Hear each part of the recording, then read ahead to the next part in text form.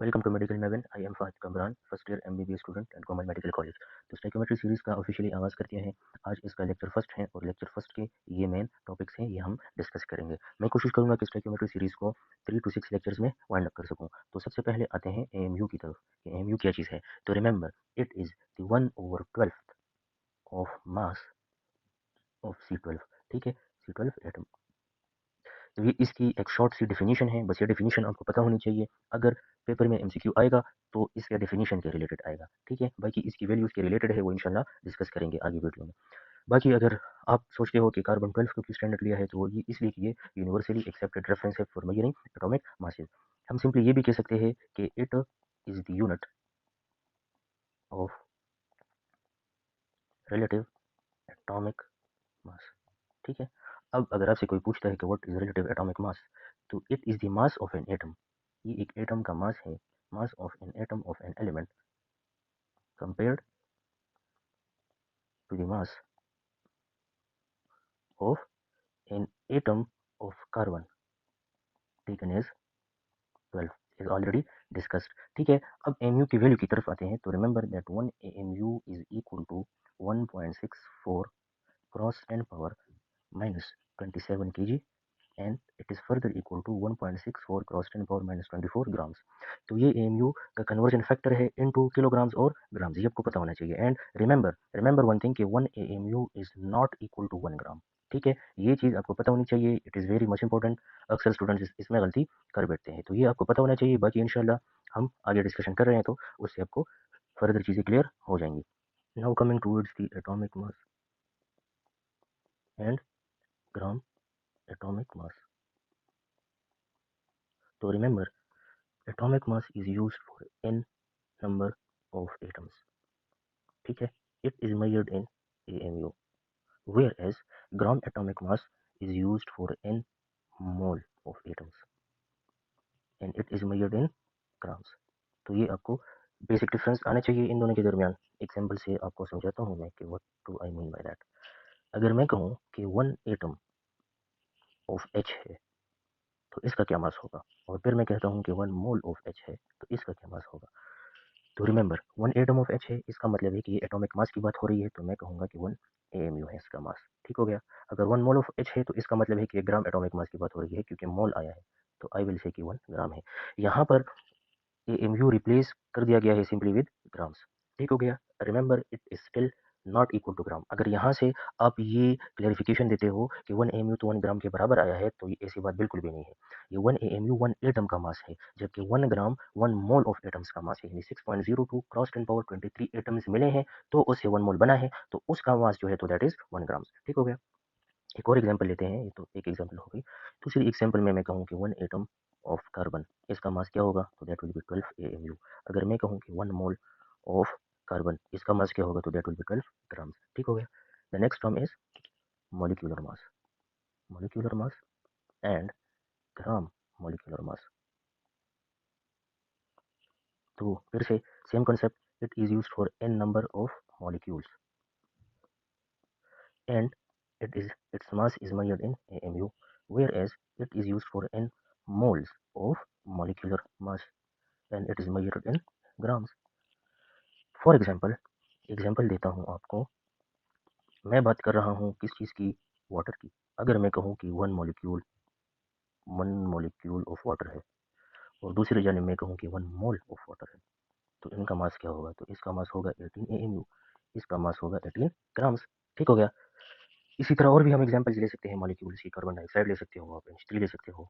1 molecule of NH3 and 1 mole of NH3। तो 1 molecule of NH3 का मास कितना है, 17 AMU, और 1 मोल ऑफ NH3 का मास कितना है, 17 ग्राम्स। ठीक हो गया। Now coming towards the formula mass and gram formula mass. तो it is used for n number of formula units and it is used for n number or n mole of formula units। इसके साथ ये AMU में major होता है और ये grams में मेजर होता है। ठीक हो गया। अगर हम एग्जांपल्स की बात करें तो इसकी एग्जांपल में हम NaCl ले सकते हैं। मैं कहूँ कि 1 formula unit of NaCl, और मैं कहूँ 1 मोल ऑफ NaCl, तो रिमेंबर ये होगा 58.5 AMU और ये होगा 58.5 ग्राम्स। ठीक हो गया। तो ये बेसिक डिफरेंस है इनमें। उम्मीद है आपको जो ये डिफरेंस है ये क्लियर हुआ होगा। अब एक और टर्म की तरफ आते हैं, दैट इज मोलर मास।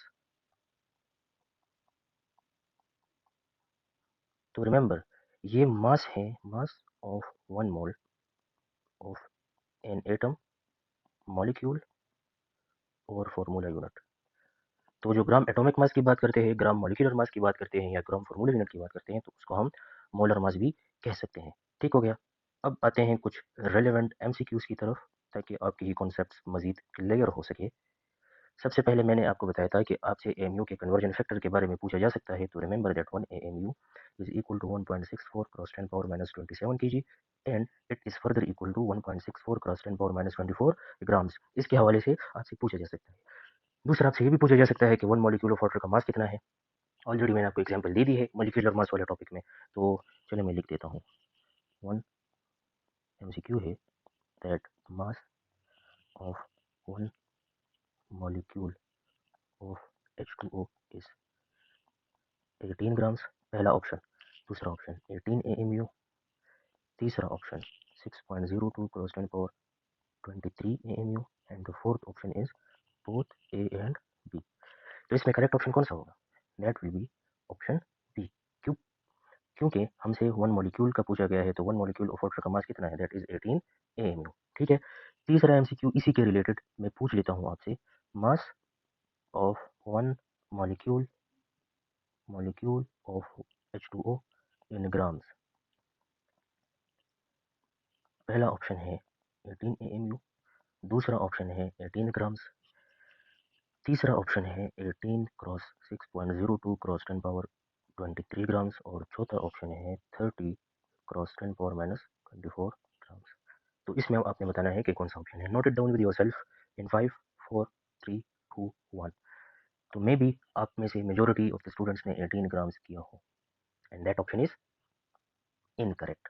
क्यों?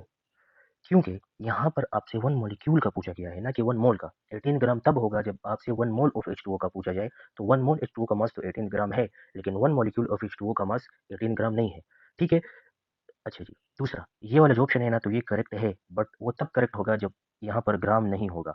जब ग्राम नहीं होगा तो ए ऑप्शन ठीक होगा, लेकिन चूंकि यहाँ पर ग्राम मौजूद है, इसलिए जो ये वाला ऑप्शन है ये भी नहीं है इसमें।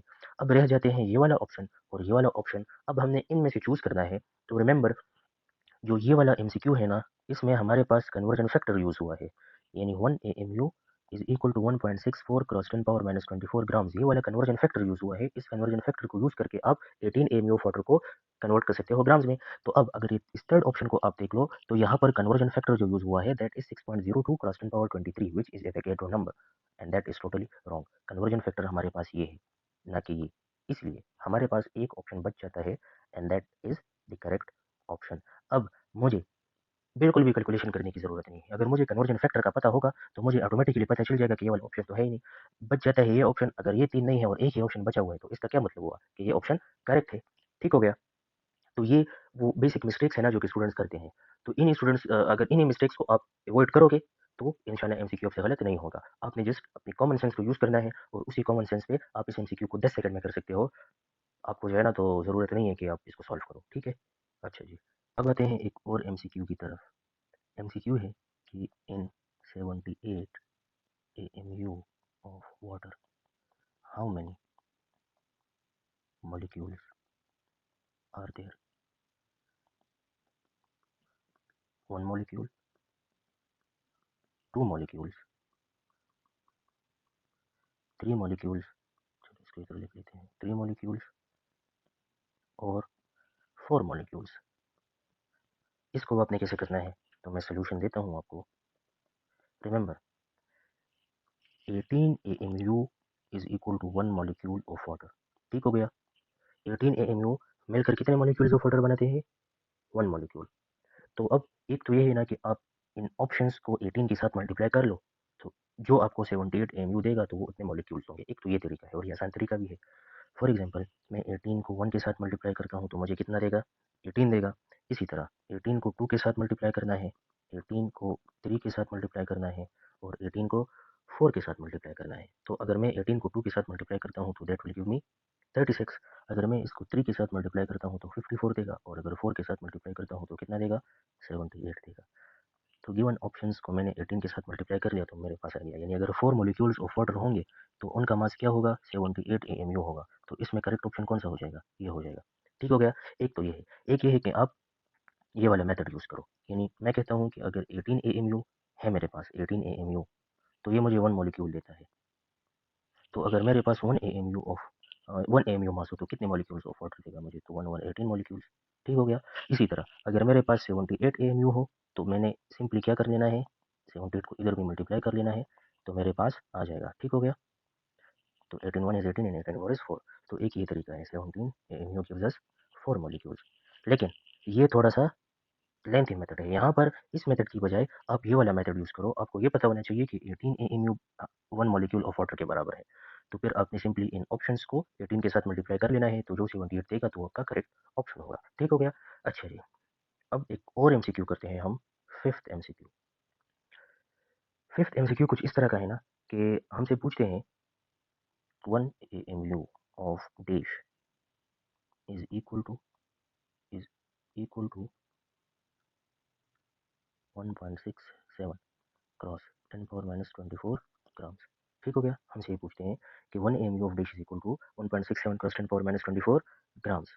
तो अब हमने क्या करना है? अच्छा एक मिनट, ऑप्शन तो दे दूं पहले। एच एटम है एक, ठीक है। दूसरा है O2 मॉलिक्यूल, तीसरा है H2O मॉलिक्यूल और चौथा है ऑल ऑफ दिस। अब आप बताएं कि इसमें कौन सा करेक्ट ऑप्शन होगा? एच एटम होगा, O2 मॉलिक्यूल होगा, H2O मॉलिक्यूल होगा या फिर ऑल ऑफ दिस होंगे? तो remember it will not be H atom, it will be all of this. ऐसा क्यों है? तो मैं आपको सोल्यूशन करके देता हूँ। अगर आपको याद हो तो मैंने आपको एक कन्वर्जन फैक्टर लिखवाया था कि 1 AMU is equal to 1.64 cross 10 power minus 24 gram. 1.64 कह लो या फिर 1.67 कह लो, एक ही बात है। 4 ऐसे हमसे फर्क नहीं पड़ता इतना, ठीक है। तो 1.64 या 1.67 अप टू यू। तो ये आ गया 1 M equal to 1.64 cross 10 power minus 24 gram. ये 1.67 है, ठीक है। लेकिन चलिए अगर हमने 1.64 भी कह दिया तो कोई मसला नहीं होता। ठीक हो गया। 1 M equal to 1.67 cross 10 power minus 24 gram है। अब यहाँ पर इन्होंने स्टार्टिंग में ही दिया है क्या? 1 AMU। तो चाहे हम एच एटम ले लें, चाहे O2 मॉलिक्यूल ले लें, H2O मॉलिक्यूल ले लें, NaCl का एक फार्मूला यूनिट ले लें, कार्बन एटम ले लें, जो भी चीज़ हम लेंगे अगर वो 1 AMU होगा तो वो बराबर होगा 1.67 क्रॉस 10 पावर माइनस 24 ग्राम्स के। ये चीज़ आपको पता होनी चाहिए। इसलिए इसमें जो करेक्ट ऑप्शन आता है that is all of these. तो ये कुछ एमसीक्यूज थे, मेरे ख्याल से इतने एमसीक्यूज काफ़ी हैं।